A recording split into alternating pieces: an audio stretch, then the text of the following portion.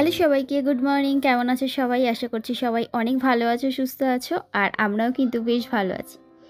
তো আজকে সকালটা শুরু করেছিলাম ওদেরকে স্কুলে দিয়ে এসে তারপরে। আর ওই তো অনেকটা সকালেই উঠে অনেকগুলো কাজকর্ম মানে কিছু কিছু আর কি ঘরের আমার এডিটিংয়ে যে সমস্ত কাজকর্মগুলো থাকে কিছু কিছু করেছি। আর এদিকে দেখো আমি এবার বাসন মাজতে চলে এসেছি, কারণ কিছু বাসন ছিল তো সেগুলোকে এবার মাজছি। আর এমনিতে দুপুরে যে বাসন সেগুলো তো বিকেলে মেজে রাখা হয়, তারপরে রান্নার বাসন দুপুরে সেগুলোও মেজে রাখা হয়, খাওয়ার বাসন সেগুলোও মেজে রাখা হয়। শুধু রাতে খাওয়ার বাসন মাঝে মাঝে হয় না, কারণ এডিটিংয়ে চাপ থাকে, আরও কাজবাজ থাকে, আর প্রত্যেক দিন না অনেক সময় ইচ্ছাও করে না সারাদিন কাজবাজ করে, এটা হচ্ছে বড় কথা। তো সকাল মানে অনেক সকাল সকাল উঠে কাজকর্মগুলো শুরু করলে তাড়াতাড়ি করে শেষ হয়ে যায়, তারপরে এক্সট্রা সময় পাই আমি আমার নিজস্ব কাজকর্ম করতে।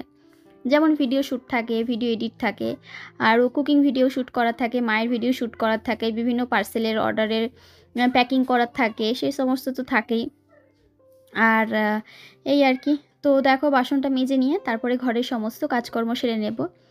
আর আজকে না রোদ উঠেছে, মানে কালকে যেমন সকাল সকাল তোমাদেরকে দেখালাম যে একটা মেঘলা ওয়েদার, দেখো মেঘলা ওয়েদার কেমন একটা যেন লাগছে, কিন্তু আজকে সেই তুলনায় দেখছি একদম সকালবেলায় রোদ উঠে গেছে। বেশ জানলা থেকে সবে রোদ উঠেছে, দেখো একদম সেই অরেঞ্জ একটা কালার এসে পুরো মুখের ওপরে পড়লো।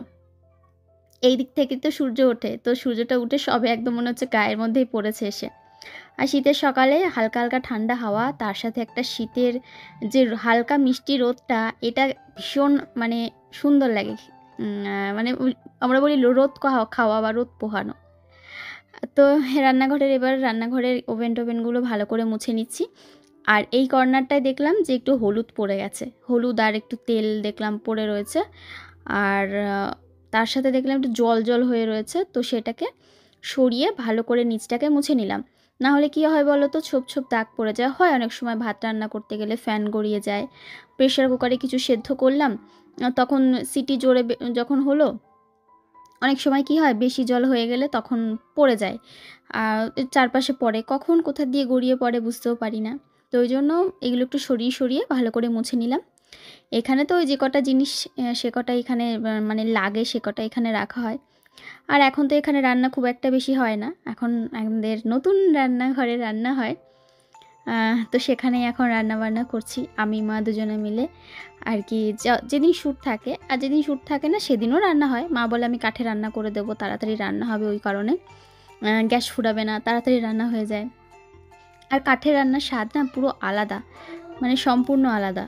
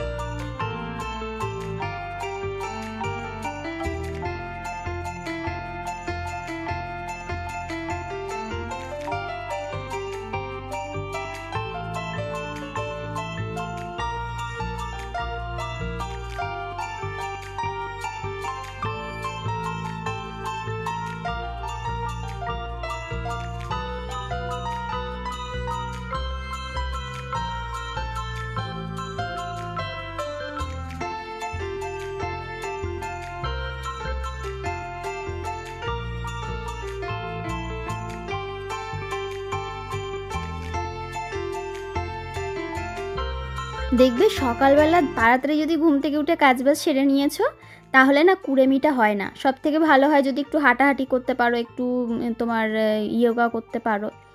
তবে সত্যি কথা বলতে সেই সময় আর নিজের জন্য বের করে উঠতে পারি না। হ্যাঁ, সেটা যদি বের করতে পারতাম তাহলে সবচেয়ে ভালো হতো, কারণ এই সব কাজ সারতে সারতে না বরের ওঠার টাইম হয়ে যায়। তো আমার মনে হয় সারাদিনে আমার এক্সারসাইজ হয়েই যায় কখনো না কখনো, তবুও নিজের জন্য একটু একটু এক্সট্রা টাইম বের করা, ওটা আলাদাই আনন্দ।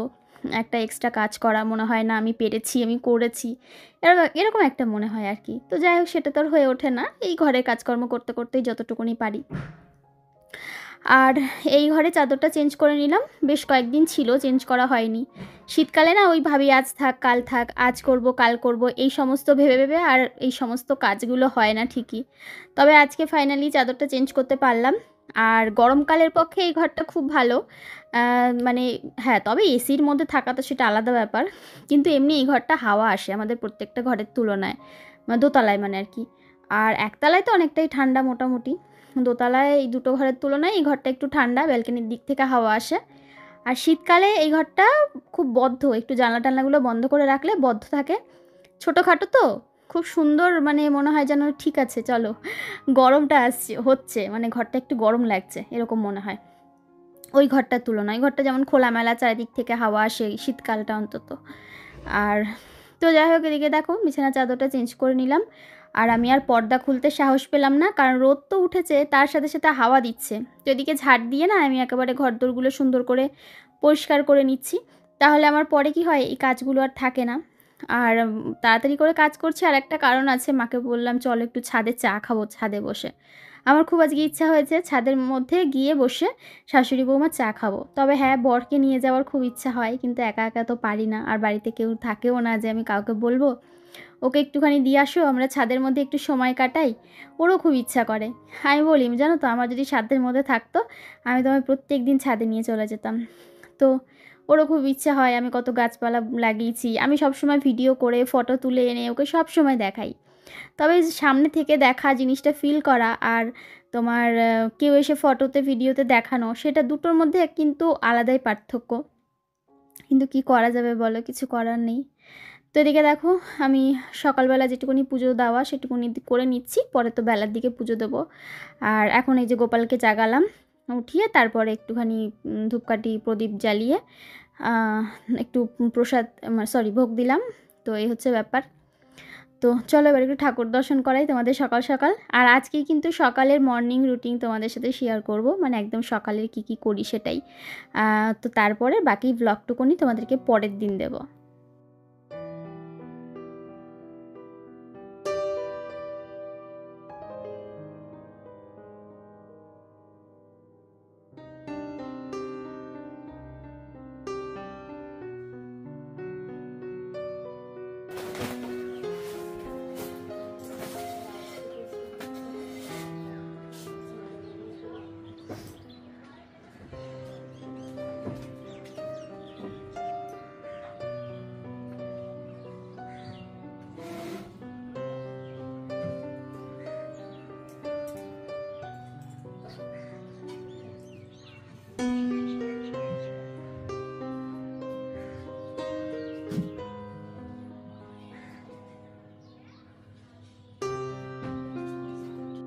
দু কাপ চা করে নিয়ে এসেছি। প্রথমে ভেবেছিলাম যে ওই ফ্ল্যাক্স হয় ওর মধ্যে নিয়ে আসবো, তবে চা করার পর যখন আমি ঢেলে দিয়েছি কাপের মধ্যে তখন মনে পড়ছে যে বাবা, তাহলে যদি ওটার মধ্যে নিয়ে আসতাম চা গরমও থাকতো আর একটু বেশিও খেতে পারতাম, খানিকক্ষণ বসে বসে এখানে থাকতে পারতাম কিছুক্ষণ। তো মা তো নিচে বসতে পারে না সেভাবে, তবুও ভিডিও যখন করি কুকিং ভিডিও জোর করে বসে, মানে অনেক কষ্টে বসে আর কি।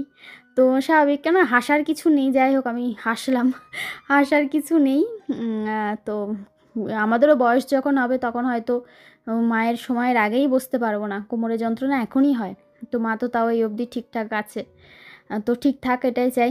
আর এই যে টুল নিয়ে বসেছে মা, কোমরে পায়ে ব্যথা হয়, নিচে বসতে পারে না ওই জন্য, আর বসলে আবার উঠতে পারে না, এই হচ্ছে ব্যাপার। ওই দেখো একটা ঘুঘু পাখি এসে ওপর দিকে তাকাও কি সুন্দর বসেছিল।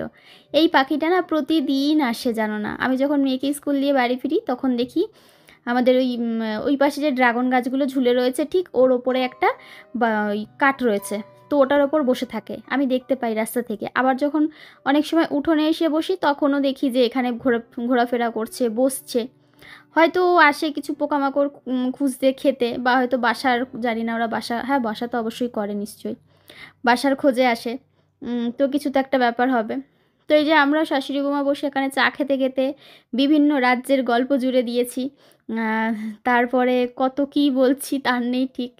তারপরে চা খেয়ে মাকে বললাম যে তুমি তাহলে এক কাজ করো, মা বলছিল নিচে যাবে, আমি বললাম তুমি কাজ করো তাহলে নিচে চলে যাও, আমি একটু দিকের কাজকর্ম আছে সেটা সেরে তারপরে যাচ্ছি। তারপরে গিয়ে উজ্জ্বলকে উঠিয়ে দেবো। এখন প্রায় 8টা মতো বেজে গেছে। তো অনেকটা সময় কাটিয়ে ফেলেছি। আসলে ঘরে কাজকর্ম থাকে, সেগুলো গোছাতে তো একটু সময় লাগে। হ্যাঁ, তবে এই ছাদ বাগানে এসে কাজ করতে, গাছের সাথে সময় কাটাতে আ আমার ভীষণ ভালো লাগে। মানে এই একটা জায়গা যেখানে আমার সারাদিন পর বা সকালে একটু আসলে মনে হয় যেন আর কোনো কষ্ট নেই, দুঃখ নেই, এরকম একটা ব্যাপার। তো এই যে উনুন ল্যাপা হয়ে গেছে, সকালের যে সমস্ত বাসন ছিল সেই বাসনও মাজা হয়ে গেছে। আর এই ঘরের মধ্যে জলগুলো সুন্দর করে মুছে নিচ্ছি জল দিয়ে ঘরটা। তো এই তো দেখো একদম ফ্রেশ লাগছে। আর এই হ্যাঙ্গিং প্ল্যান্টটা যবে থেকে লাগিয়েছি, মানে এটা তোমার ওই পিটুনিয়া, কালারটাও খুব সুন্দর। আর এখানে আরও কয়েকটা বসালে ভালোও লাগতো, আমি সেটাই ভাবছিলাম। তো এসে এবার চারিদিকের গাছগুলো দেখছি, আর সবে মোটামুটি পরিষ্কার।